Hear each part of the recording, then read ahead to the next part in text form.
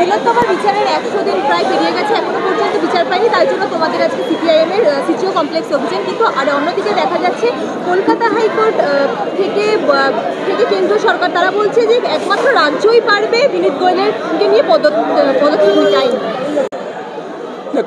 রাজ্য কেন পারতে যাবে? এই যে পুলিশ অফিসারকে গ্রেপ্তার করেছে রাজ্য অবশ্যই পারবে, কিন্তু রাজ্য ছাড়া আর কেউ পারবে না। যে পুলিশ অফিসারকে গ্রেপ্তার করেছে তাকে তো সিবিআই গ্রেপ্তার করেছে, রাজ্য তো কোনো ব্যবস্থা নেয়নি। টালার ওসির বিরুদ্ধে নিয়েছে তো সিবিআই। তো সেরকম যদি বিনীত গোয়েলের কোনো ইনভলভমেন্ট থেকে থাকে, যা কিনা আছে তার অসংখ্য প্রমাণ রয়েছে বা সন্দেহ করার কারণ রয়েছে, তাহলে সিবিআই পারে না গ্রেপ্তার করতে? আজ বিকেল 5টার সময় এসআইটি গঠন হয়েছিল, বিনীত গোয়েল সহ তার জয়েন্ট সিপি ক্রাইম থেকে শুরু করে 4 জন, মানে 6 জনের সিট এসআইটি, তার মধ্যে 4 জন আইপিএস অফিসার। তারপরে খালি একজন ওসি, তার একার কথায় সব কিছু হয়েছে, প্রমাণ লোপাট হয়েছে, সব কিছু হয়েছে। বাকি যারা আইপিএস অফিসার তাদের কোনো নির্দেশ ছিল না। ইন্দিরা মুখার্জির মতো একজন আইপিএস প্রেস কনফারেন্স করে অভিজ্ঞ তৃণমূল নেতা তাকে ফিঙ্গারপ্রিন্ট এক্সপার্ট বলে চালানোর চেষ্টা করলো। কেন চেষ্টা করলেন? আজকে পর্যন্ত ডেকে জিজ্ঞেসটা পর্যন্ত করলো না সিবিআই। মানে হতে পারে কোনো কারণ ছিল, এটা বলার উদ্দেশ্য ছিল, কী ছিল আমরা জানি না। অন্ততপক্ষে ডেকে যে ভদ্রমহিলাকে জিজ্ঞেস করবে যে আপনাকে কে বলেছিল একজন তৃণমূল নেতাকে ফিঙ্গারপ্রিন্ট এক্সপার্ট বলে, আপনার কী স্বার্থ ছিল চালানোর, তাকে প্রশ্নটুকু করলো না। তো রাজ্য তো বিচার করবে না, রাজ্য তো ন্যায় করবে না, এটা জেনেই লোকে সিবিআই চেয়েছিল। তারপরে যদি সিবিআই বলে যা করা রাজ্য করবে, তাহলে ওরা কি পশ্চিমবাংলায় এখানে বেড়াতে এসছে? এখানে শিয়ালদা কোর্ট থেকে সঞ্জয় রায়কে বের করা হচ্ছে এবং তার যা অতীত, তাকে এরকম প্রিজেন্ট ভ্যান চাপড়ে একের পর এক বিস্ফোরণ নাম তার মুখ থেকে শোনা গেল। এবার দেখা গেল পুলিশ তার সামনে ব্যারিকেডের মতো দাঁড়িয়ে পড়লো, তাকে কোনো কথা বা চিৎকার করতে দেওয়া হলো না। দেখুন, এর আগে যখন কুণাল ঘোষের ক্ষেত্রে এই একই জিনিস ঘটেছিল, তখন আমরা বুঝেছিলাম যে কুণাল ঘোষ যেহেতু মমতা বন্দ্যোপাধ্যায়ের দুর্নীতি নিয়ে, শারদায় মমতা বন্দ্যোপাধ্যায়ের দুর্নীতিতে ইনভলভমেন্ট নিয়ে কথা বলছে, সেহেতু তাকে চুপ করানোর প্রয়োজন। আজকে সঞ্জয় রায়কে কেন চুপ করানোর প্রয়োজন হচ্ছে?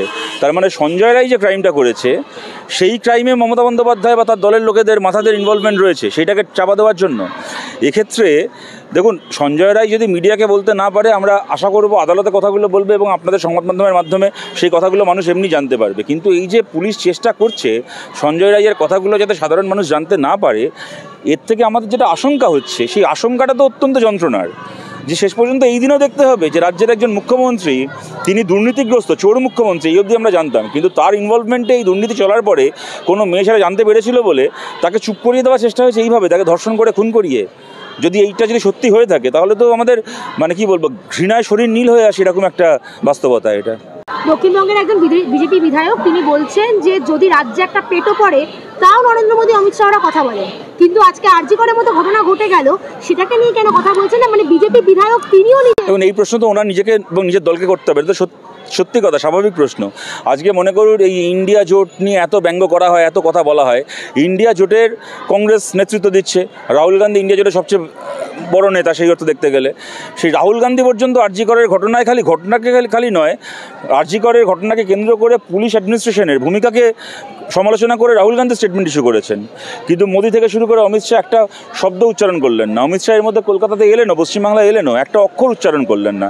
সুতরাং এরপরে যদি কারোর বুঝতে বাকি থাকে যে মমতা বন্দ্যোপাধ্যায়কে চটাতে ওরা পারবে না, আরএসএস চায় না, বিজেপি চায় না চটাতে, তাহলে আর কি থাকলো বলুন? এবং এটা ঘটনা এর আগে 303 জন এমপি নিয়ে যখন বিজেপি সরকার চালিয়েছে, তখন যখন তারা কিছু করতে পারেনি, আজকে 240 জন এমপি নিয়ে একটা কি বলবো মাইনরিটি গভর্নমেন্ট, তারা তো এমনি কিছু করতে পারবে না। মমতা বন্দ্যোপাধ্যায়ের মতো এরকম ওই লাইনের মাঝখানে দাঁড়িয়ে থাকা, মাঠের মাঝখানে দাঁড়িয়ে থাকা দলের উপর এটা আরও বেশি করে নির্ভরশীল।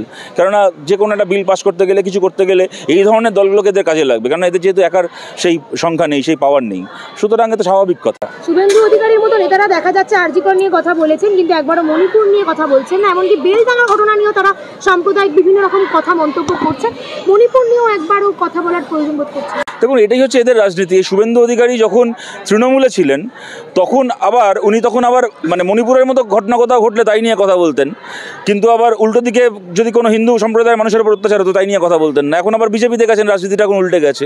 এই কারণেই তো আমরা মনে করি যে এরা গণশত্রু, এদেরকে রাজনীতি থেকে সরিয়ে দেওয়া উচিত, এদেরকে রাজনীতি থেকে বয়কট করা উচিত। তার কারণটা হচ্ছে এটা মানে এরা একদিকে শুভেন্দু অধিকারী মণিপুর নিয়ে কথা বলবে না, বেলডাঙ্গা নিয়ে কথা বলবে, অন্যদিকে হুমায়ুন কবিরের মতো নেতারা আবার মুর্শিদাবাদে দাঁড়িয়ে বলবে সব হিন্দুকে কেটে ভাসিয়ে দেবো। কিন্তু তারা আবার যখন আজকে বেলডাঙ্গায় গণ্ডগোল হবে, সাম্প্রদায়িক দাঙ্গা হবে, সেই নিয়ে কোনো কথা বলবে না, পেছনে উস্কানি দেবে। তো সুতরাং এই রাজনীতি বাংলার মানুষ তো কোনোদিন দেখবে ভাবেনি। কোনোদিন আপনারা কল্পনা করতে পারতেন যে জ্যোতি বসু, বুদ্ধদেব ভট্টাচার্য কোনো একটা ধর্মের সাম্প্রদায়িকতাকে সাম্প্রদায়িকতা বলবে আর অন্য ধর্মের সাম্প্রদায়িকতাকে আশকারা দেবে?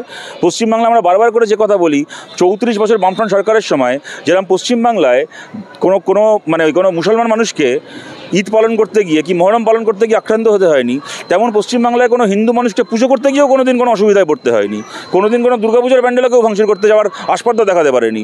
কোথাও কেউ বলতে আসেনি যে মহরমের তাজিয়া বেরোবে তাই পুজোর ভাষণ বন্ধ থাকবে। এই রাজনীতি কখনো সরকার করেনি। সমস্ত ধর্মের মানুষ নিজের অধিকারে নিজের ধর্ম পালন করেছেন, এটাই তো হবার কথা। এখন এরা যে রাজনীতি করছে সেই অনুযায়ী এদের কাজকর্ম দেখছি আমরা। বেলডাঙ্গায় প্রবেশ করতে চাইলে সুকান্ত মজুমদার তাকে গ্রেফতার করা।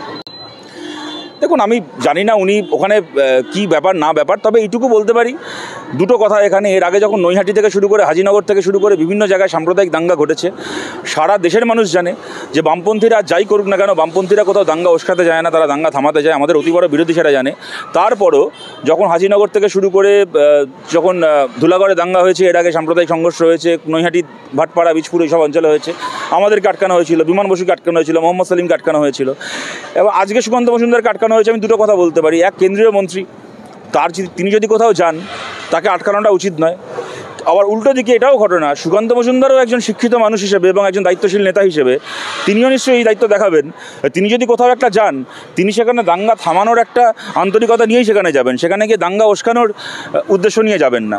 আবার সুকান্ত মজুমদারকেও আজ ক্যামেরার সামনে দাঁড়িয়ে তাহলে একথার উত্তরও দিতে হবে যে 100 বার আপনার কোথাও যাওয়াটা আটকানোটা অন্যায়।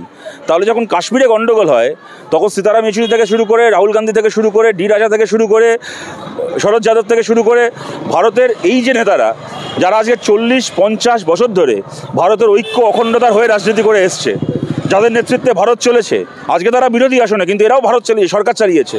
আজকে সেই নেতারা এয়ারপোর্টের মাটিতে একটা পা রাখার পরে দ্বিতীয় পা রাখার আগে তাদেরকে ওখান থেকে গাড়িতে তুলে নেওয়া হয়। আসামে যখন এই নেতারা গেছেন তাদেরকে বিজেপির সরকার এয়ারপোর্ট থেকে বেরোতে দেয়নি, পরের প্লেনে জোর করে তুলে দিয়ে ফেরত পাঠিয়েছে। মণিপুরে গেছে রাহুল গান্ধী, ফেরত পাঠানো হয়েছে। তাহলে আমাদের দেশে কি দুটো আইন থাকবে? রাহুল গান্ধীর জন্য একটা, সুকান্ত মজুমদারের জন্য একটা? তা তো হতে পারে না। সমস্ত রাজনৈতিক দলের নেতার যেরকম নিজের একটা সততা, দাঙ্গাকে আটকানোর সদিচ্ছা থাকা উচিত। আমরা গর্ব করে বলতে পারি পশ্চিমবাংলায় 92 সালে দাঙ্গা ঠেকানোর জন্য জ্যোতি বসু যে ভূমিকা পালন করেছিলেন, চূড়ান্ত রাজনৈতিক বিরোধী হওয়া সত্ত্বেও জ্যোতি বসুর সেই চেষ্টার পাশে দাঁড়িয়েছিলেন বরকত গনি খান চৌধুরী। এটাই হচ্ছে পশ্চিমবাংলার ঐতিহ্য, এইটাই আমরা সব জায়গায় দেখতে চাই।